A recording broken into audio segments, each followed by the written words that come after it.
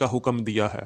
اللہ نے فرمایا فآمنوا باللہ، ہم نے کہا لا الہ الا اللہ۔ اللہ نے فرمایا ورسولہ، تو ہم نے کہا محمد الرسول اللہ۔ پھر اللہ نے فرمایا والنور الذی انزلنا، اس نور پر ایمان لاؤ جو ہم نے نازل کیا۔ تو لا الہ الا اللہ محمد الرسول اللہ کہہ کر ہم اللہ اور اس کے رسول پر ایمان لے آئے۔ لیکن یہ بتائیے کہ آپ نور پر کیا کہہ کر ایمان لائے اور نور سے کیا مراد ہے؟ تو استاد جی نے جواب دیا کہ نور سے مراد روشنی ہے۔ تو میں نے استاد جی سے سوال کیا کہ قول معصوم سے جواب دیجئے کہ نور سے مراد روشنی ہے، لیکن سر اس کا جواب نہ دے سکے۔ پھر میں نے سر سے کہا کہ میں نہ صرف شیعہ بلکہ سنی کتب سے بھی دکھا سکتا ہوں کہ اس آیت میں نور سے مراد مولا علی علیہ الصلوۃ والسلام ہے۔